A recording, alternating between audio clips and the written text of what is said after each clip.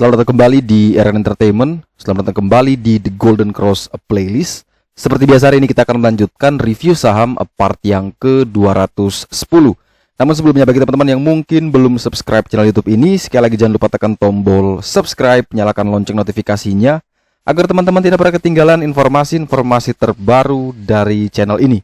Di part yang ke-210 hari ini kita akan mereview ada 6 saham, dan sebelum kita mereview 6 saham dan bonus indeks harga saham gabungan, maka sekali lagi teman-teman, terima kasih banyak yang sudah mendaftar live webinar 3-in-1 batch kedua dari 8 Maret sampai dengan 31 Maret kemarin.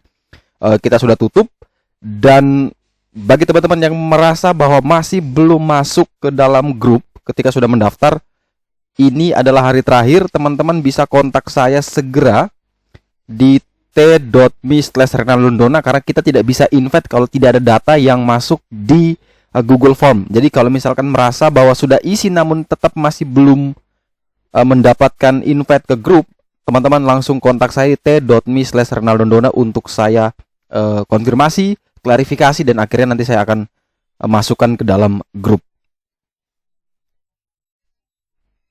Kemudian teman-teman juga yang ingin bergabung di grup Ternakoin, adalah salah satu grup yang membahas tentang cryptocurrency, di mana teman-teman bisa dapat akses grup ini secara gratis dengan menghubungi t.me/malika_st1995, atau teman-teman bisa cari di Telegram @malika_st1995, dan teman-teman nanti akan diundang atau di-invite ke dalam grup ini secara gratis.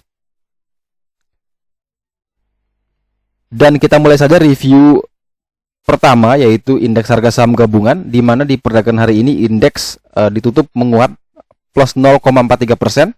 Dan seperti yang teman-teman sudah sering nonton di video part-part sebelumnya, bahwa sudah saya katakan bahwa ada kemungkinan besar 31 Maret itu adalah bottom, dan 1 Maret itu indeks akan naik ya. Dan memang indeksnya naik tidak terlalu tinggi, tetapi ini ada indikator yang cukup bagus. Semoga indeks masih bisa terus melanjutkan kenaikan. Semoga saja indeks tidak turun lagi di level 6.000 ya. Itu level support psikologis sudah mampu ditahan, karena tadi dia ditutup di 6.011. Jadi dia sudah naik lagi di atas 6.000, dan kita harapkan level support psikologis tersebut mampu ditahan, dan indeks bisa terus melanjutkan kenaikan menuju ke level yang berwarna biru ini di kurang lebih di 6.100 sampai dengan 6.200. Kemudian teman-teman, yang menjadi menarik adalah ketika kita melihat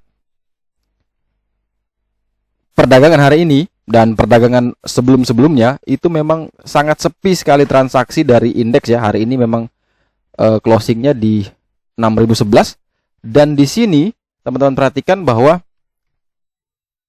tidak banyak transaksi ya. Ini biasanya indeks itu bisa sampai dengan 12 triliun sampai 14 triliun turnovernya. Kemarin-kemarin tuh biasanya paling mentok 10 triliun, kemudian di bawah. Jadi sangat kecil sekali, dan perputaran uang itu entah kemana, tidak sebesar biasanya. Apakah karena market memang lagi bearish, kemudian banyak yang nyangkut sehingga tidak tektokan, atau memang karena hampir sebagian besar dana sudah ditarik dan pindah ke cryptocurrency. Dan ini memang menjadi sebuah fenomena yang menarik, karena ketika orang misalkan dia sudah nyangkut di saham, maka dia akan mencari alternatif lain untuk mendapatkan profit. Salah satunya adalah di cryptocurrency, dan memang cryptocurrency saat ini sedang naik gila-gilaan. Banyak sekali mata koin kripto yang naiknya puluhan sampai ratusan persen, sehingga banyak mengundang para investor saham atau para trader saham untuk beralih sementara menuju ke kripto. Jangan sampai ini yang membuat juga turnover dari transaksi beberapa hari belakangan ini juga turun. Tetapi yang mau jadi sebuah pembelajaran bahwa ketika teman-teman itu gagal atau tidak mampu trading di saham, apalagi teman-teman pindah ke tempat atau ke wadah yang dimana itu punya pergerakan atau punya volatilitas yang jauh lebih tinggi. Dan itu kalau misalkan saya mengandaikan ya, cryptocurrency itu sama seperti teman-teman bermain waran di saham. Jadi pergerakannya sangat liar sekali, dia bisa naik ratusan persen dalam beberapa jam, tapi juga bisa turun dalam sekali dalam beberapa jam juga. Jadi kalau misalkan teman-teman masih belum terbiasa di saham saja masih rugi, jangan coba-coba untuk mulai masuk lagi ke kripto, karena pastinya ketika tidak punya basic di saham kemudian mencoba lagi di kripto, maka saya yakin dua-duanya akan benar-benar loss. Kemudian saham pertama yang akan kita review di part yang ke-210 hari ini adalah saham BBKP, di mana saham ini naik 8,47% di harga 525.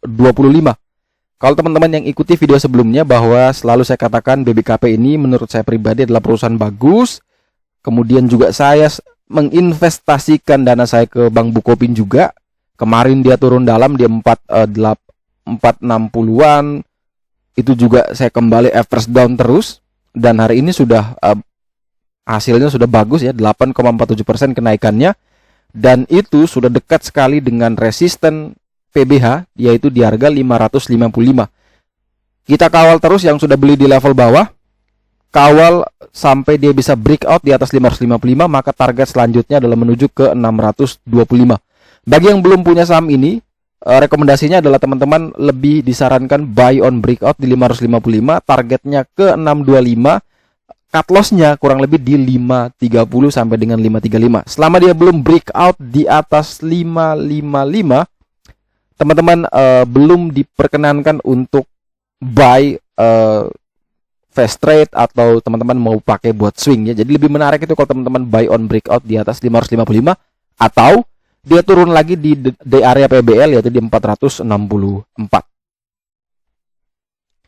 Kemudian berikutnya kita punya saham agro, di mana saham ini ditutup di harga 1075, naik 5,39% di perdagangan hari ini, dan sayang sekali di penutupan hari ini dia berada kurang lebih 10 poin di bawah PBL. Kita tahu PBL itu adalah support terkuat, karena harganya saat ini berada di bawah PBL.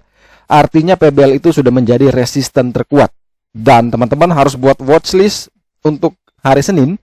Silakan buy on breakout agro di 1085 sampai dengan 1090. Target kenaikan terdekat ke 1228. Target jauh adalah menuju ke 1380. Selama dia belum breakout, jangan dulu masuk saham agro. Tetapi ketika dia sudah breakout di 1085, teman-teman langsung beli 1085, 1090. Cut loss-nya teman-teman pasang agak jauh, yaitu di 1050. Jadi buy di 1085, 1090, cut loss di 1050. Targetnya adalah menuju ke 1228 untuk TP1, dan TP2 adalah menuju ke 1380, yang mana itu menjadi resisten PBH dari saham agro. Kemudian setelah saham agro, kita punya saham Antam, di mana saham ini ditutup tipis minus 0,45%, dan memang ini masih menarik karena dia masih berada di atas PBL. Kemarin PBL di 2170, kemudian dia di-adjust di 2100. Maka teman-teman tetap pakai support yang 2170 itu, sedangkan 2100 ini teman-teman bisa pakai sebagai support 2. Jadi kalau teman-teman merasa bahwa support 2 ini masih bisa ditolerir dengan risk management yang teman-teman punya, maka silakan pasang cut loss-nya di 2100. Tapi kalau merasa bahwa risk management di 2100 terlalu besar, terlalu berisiko, ya silakan ketika dia turun di bawah 2170 pasang stop loss kurang lebih 3 tick di level 2170 tersebut. Dan bagi teman-teman yang baru mau membeli saham ini, lebih disarankan teman-teman beli di area 2170 sampai dengan 2200. Itu adalah area buy yang menarik. Cut loss-nya kurang lebih di area 2140, 2150, dengan target kenaikan adalah menuju ke 2300 untuk TP1, dan TP2 menuju ke 2450, yang mana itu adalah PBH atau resisten terkuat dari saham Antam.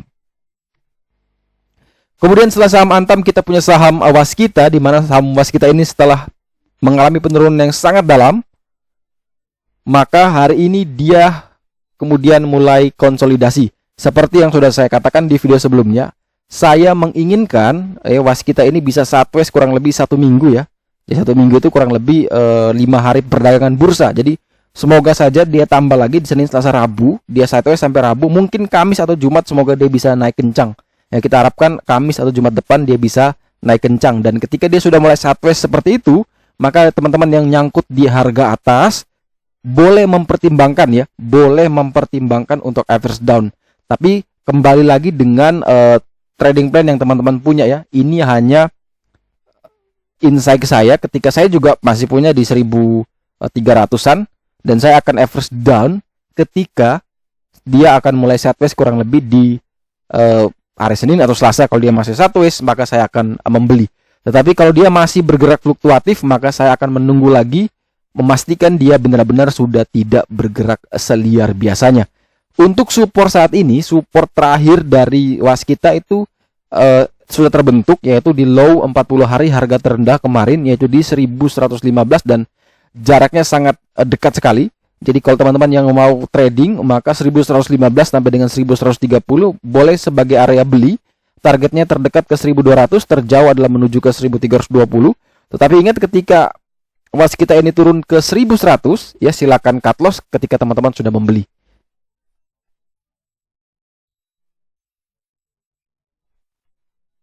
Kemudian berikutnya kita punya saham BBRI, di mana saham ini ditutup di harga 4.290 atau minus 2,5% di perdagangan hari ini, di mana saham ini telah turun di bawah PBL di 4540, dan saat ini dia memiliki beberapa support, yaitu pertama adalah di support 4260.